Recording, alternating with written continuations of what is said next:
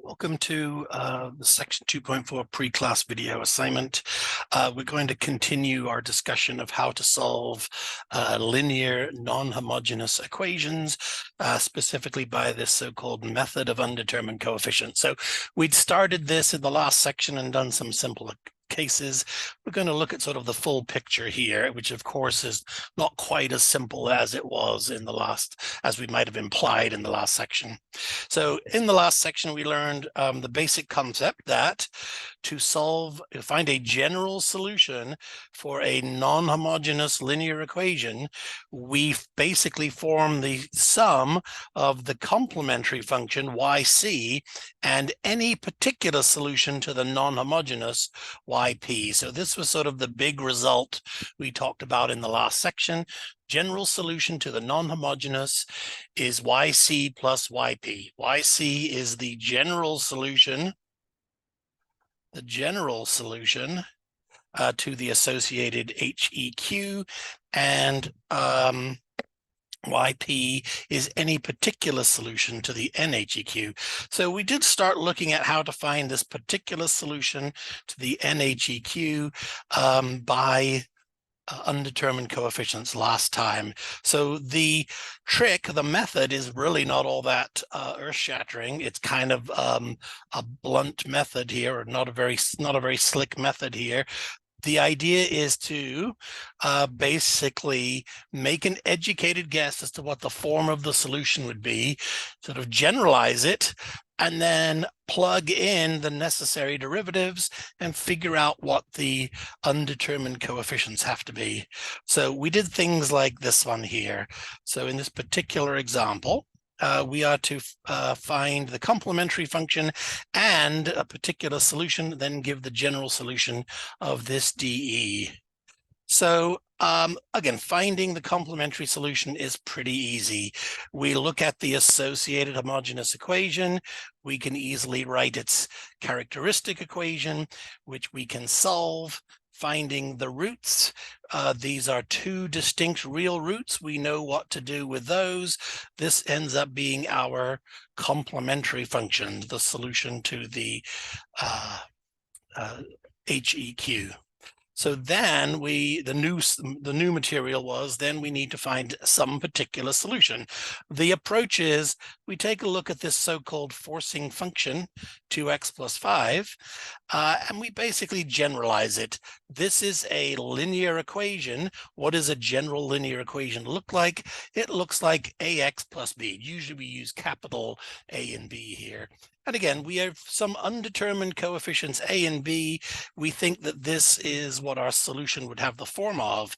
So somewhat, again, not very cleverly, we're just going to plug it in and see what has to be true for big A and big B. So we need a first derivative to plug in. Well, that would just be A. The second derivative would be 0. Substituting, we get an equation like this. We can rearrange it a little bit like this, and then equate like coefficients. So here, 5a would have to be 2. Those are the coefficients of x on both sides. And then 5b minus 6a has to be 5, equating coefficients again. So we can solve for a first.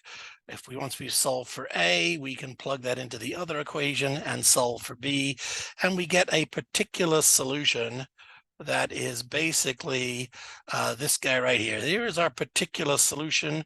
Y sub p would be 2/5 x plus 37 over 25. And then fairly easily, and as mentioned here, forming the general solution is then easy.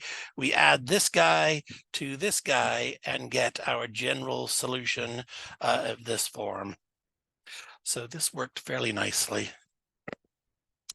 We did so here's a little go. Take a go at one of those similar question on my open math. Here's another similar one. Notice the same characteristic equation. For the same characteristic equation, we now have our forcing function is 60e to the minus t. So we don't need to repeat this work. It's going to be the exact same thing. We end up with this complementary function. we can make a guess. This is basically a constant times e to the t. So our guess is capital A times e to the t. We need then first and second derivatives, chain rule. The first derivative is minus a e to the minus t. The second derivative would be back to a e to the minus t. We plug those into our dE and simplify and figure out what has to be true. Again, the like coefficients on both sides are 12a and 60. 12a equals 60, so a equals 5. Hence, our particular solution is just 5e to the minus t, and we can form the general solution by adding these two together. So again, try another one of those, something very similar to this. Try it on My Open Math. All right, so again, what you will see is this is our method of undetermined coefficients. We make a guess. We make a guess. In either case, we make a guess. We find the associated derivatives. We plug them into our dE and try and solve for the undetermined coefficients. In these first two examples, that seems fairly easy. The guess is fairly obvious. We are really just generalizing. If it is linear, we call it ax plus b. If it is exponential, we can just put a constant times an exponential. If this were a linear function times an exponential, we would have a linear function times an exponential, and so on. So this is sort of the first step in method of undetermined determined coefficients, is making an appropriate guess. So the next exercise in My Open Math is just some practice in generalizing in that fashion. So give that a go. One other thing worth pointing out, we saw the superposition principle previously, so that can actually help you solve here as well. So take a look here. This exercise number 2, use the superposition principle to find a general solution for the following. Again, the hint here is consider your results in the previous examples. So the significance here is that we have the same left-hand side here as we had in the first two examples. Now notice in these examples, we can go ahead and say, for the first one, the forcing function, let's call that F1. For the second one, forcing function was F2. For the first one, the solution we got was, let's call it, I never actually wrote it as such, but let's say the solution was y1 equals 2/5 x plus 37 over 25. This is what we found on the first one. For the second one, we got y2, let's call it y2. The general solution was just a 5e to the minus t. That is what we found as our particular solutions for those two. So the question here is actually then, to make a little point about superposition, is if we now have a dE equal to this forcing function, what we'd have to spot here is that this is related to what we just did. Minus 120 is not dissimilar to this, right? It isn't about a similar forcing function to this. It is actually minus 2 of those. So we could actually write this out. Notice that this forcing function is minus 2 F2 from above, and then 10 plus 25 is actually a plus 5 times F1. That is what this forcing function is. That's how it's related to the forcing functions previous. It turns out then, by the superposition principle, that the so-called, a particular solution to this non-homogeneous HEQ has to be the same linear combination of the solution functions. So it would be a minus 2y1 plus a 5y2. This would how we'd be forming our solution. So I really don't have to do a lot of work. I can use the work we already had. I've already got a y2. I've already got a y1. I just need to do minus 2 of those and 5 of those, and then add them together. So this is where this particular solution comes from. It is, again, minus 2 times y1 plus 5 times y2. That is our particular solution. And then again, we can form the general solution in the usual way. Yc plus yp would be our general solution. So that is a little trick from superposition. Here's a little example from that in my open math. All right, so far, the examples, I would consider these the simple examples of the method of undetermined coefficient. We have so far avoided the tricky questions, basically because every example has been carefully chosen so far, so that the obvious or the straightforward guess that you make, the straightforward generalization or guess that you make, has always worked out for us so far. That turns out to not be the case. So there's a fair bit of explanation there, and there is a bit of explanation for how we fix it. But in general, unfortunately, making the obvious guess doesn't always work. So the only thing left I want to talk about here is a couple examples in the packet where that is the case. All right.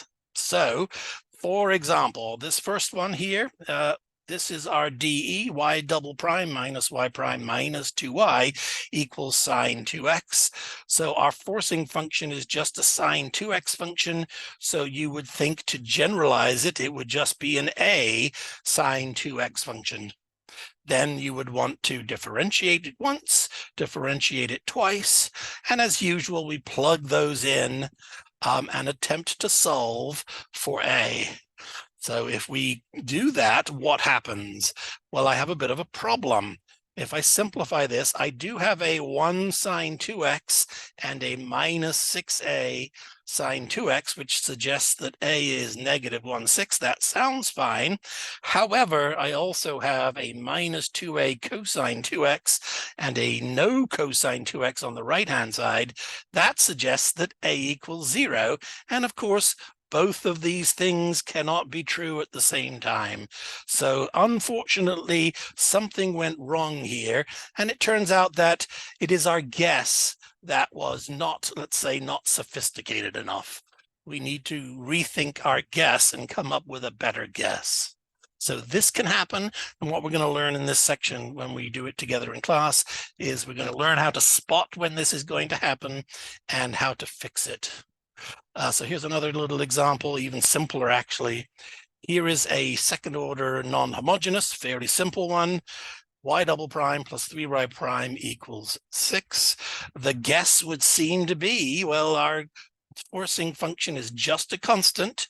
If we say let y be just a constant, first derivative, second derivative are both 0. If you plug them both in, we once again have a contradiction. 1, we don't get to solve for a, and 2, it's not true. So again, another problem. What went wrong here? Again, it turns out that our guess was not sophisticated enough. We're going to have to rethink our guess. So that's all we're going to cover here on the video for the packet. We will finish the packet together. There is some prerequisite stuff I would like us still to look at here. And that is, again, just looking ahead a little bit, we're going to have to, again, make our guesses. Apparently, we might have to make some of them a bit more sophisticated, a little more complicated. And then what we'll notice is we always have to do is we have to differentiate our guesses. Again, usually here at least twice. Not that one. We need to differentiate our guesses like we did up here. Again, we did some of this. We differentiated our guesses here. So this is a common theme. We make a guess, then we have to differentiate it in order to substitute. So just some practice for differentiating our guesses. These are really just Calc 1 derivatives. However, lots of letters flying around. They can be a bit confusing. There are a couple of examples to practice. The first one is something you could fairly easily do by hand. So why not give that one a go here? All right, so after that, though, in general, this can be a lot of work. So I am generally okay with us using using technology, maybe your calculator, to actually differentiate some of these more complicated things, or we will use a trick not unlike what we covered previously in order to use our calculator to do some of this heavy lifting for us. So let me show you a little example for how to just to differentiate something kind of like our guesses. So mine's not going to be too complicated, but let's try to do the derivative of, I'm going to do the following. So let me type that in. I'm going to put my function in, my guess in here, and my guess is going to be A. So it's big A.